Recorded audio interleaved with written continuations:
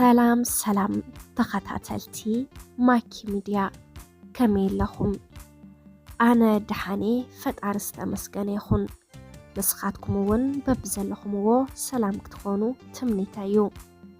እና ተኸታተልቲ ናይ ማኪ ሚድያ ንለማዓንቲ ሕፅር ዝበለትን መምሃሪትን መሳጢትን ዝበልክዋ ዛንታ ናባኹም ሒዘያ ቀሪበ ኣለኹ።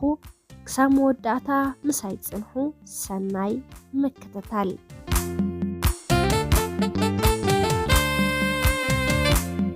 ኣብ ሓንቲ ቁሸት ኣዝዮም ዝፋተው ሰብኣይን ሰበይትን ነበሩ። ፍቕሮምን ሓዳሮምን ኣብታ ቁሸት ዘይዛረቦን ዘይቕንዖን ኣይነበረን። ዓብይ ንእሽተን ብኦኦም ኮነ ዕላሉ። ከዕለታት ሓደ መዓልቲ ግን እቲ ንነዊሕ ዓመታት ዘዛረበን ሰብ ዘገረመን ፍቕሮም ሓደሽደሽ ኢሉ ዓነወ።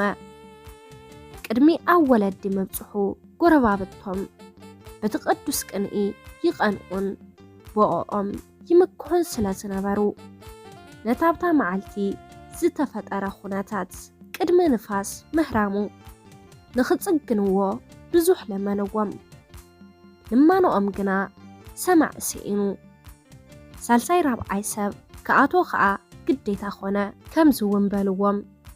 እሞዞም ደቀይ ብሩኻት ንሕና ከም ጎረባብትኹም መጠን ብፍቕርኹም ንቐንዕን ንምክሓልኩምን ኢኹም ነርኩም። የግዳ እዚ ሕጂ ተፈጢሩ ዘሎ ኩነታት ባዕልኹም ክትርእይዎ ቅድሚ ኣብ ወለድን መቕረብን ምብፅሑ ኢልና ሰቒልና ጸኒሕና። ካብ መዓልቲ ናብ መዓልቲ ግን ከም ዝተኣጎደ ሓዊ ክነከሲና ተዓዚብና። ስለ ዝኾነ ድማ ሽጉርኩም ኣወጊድና ናብቲ ንቡር ፍቕርኹም ንኽትምለሱ ስለ ንደሊ ስምዑና ዘምደቀይ ፈጣሪ ይስማዓኹም ኢሎም እቶም ዓበይቲ ጎረባብቶም ስድራ ለመንዎም። ከምዝውን በለት ስድራና ይኹም ዝኾነ ጽቡቕን ሕማቕን ክገጥመና ቅድሚ ኩሎም መኻፍልትና ንስኹም ኢኹም። ኣነ ሓዳረ እየ ዝደሊ ዝበለኒ ጉድለት እንተሎ ይቕሬታ ኢለ ናብቲ ንቡር ፍቕርና ሓዳርናን እየ ክምለስ ዝደሊ። እወዛ ጓለይ ሓዳርካ እንተ ደኣ ክብረትካ ክብረት ይሃብኪ ከኣ ንፍዕቲ ዛጓለይ እሞ ናታ ሰሚዕና ኣለና። ንስኻኸ እንታይ ትብል ክብሉ ተወከስዎ። ንሱ እውን ከም ዝበለ ይቕሬታ ስድራ ቤት ኢኹም ዋላ ደኣ ናይ ስጋይ ትኹኑ እምበር ናይ መንፈስ ስጋና ከም ዝኾንኩም ግን ክገልጸልኩም ይፈቱ።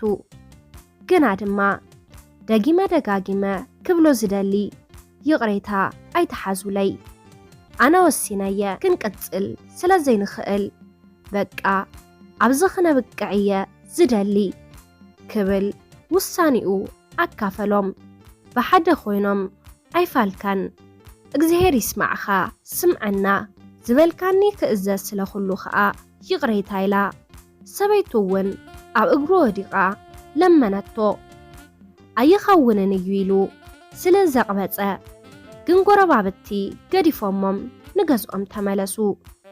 ሰሚዕኽን ኣለኺ ድሕሪ ሕዚ በቃ ወዲእና ኣለና እቲ የድልየኒ እዩ ትብልዮ ንብረት ክኹሉ ሂስኪ ጽባሕ ንግሆ ካብዚ ገዛ ትወፂ ነጊረክ ኣለኹ ኢሉ ናብ መደቀሲኦ ኣተወ።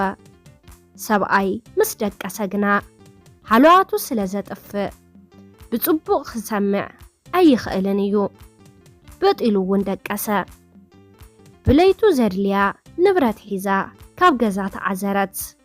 ንግሆ ሰብኣይ ካብ መደቀሲኡ ምስ ተበራበረ ግን ኣብ እንዳ ሰበይቱ ዓራትን ገዛን እንተጠመተውን ስድራ ቤት ናይ ሰበይቱ ናብዚ ብኸመይ ክመጽእ ኽኢለ ክብል ንሰበይቱ ሓተታ።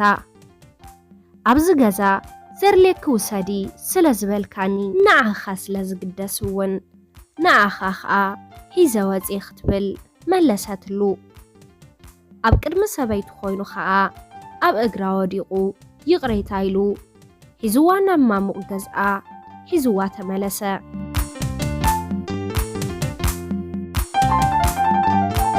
ጸሓፊ ቢኒ ተራኺት ማግዳ ካብ ገጻት ፌስቡክ ዝተወሰደ። ሰላም ተኸታተልቲ ማኪ ሚድያ ንሎማዓንቲ ሒዘልኩም ቀሪበ ዝነበርኩ ነዚ መስል ነይሩ።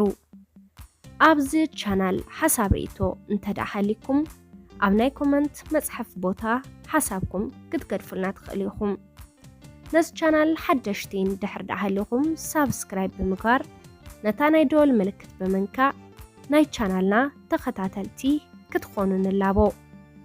ላይክ ሼር ከይትርስዕዎ ይቕኒልና። ብቐጻሊ ብኻሊእ ቪድዮ ክሳብ ንራኸብ ሰሰናዩ ንኹላትና።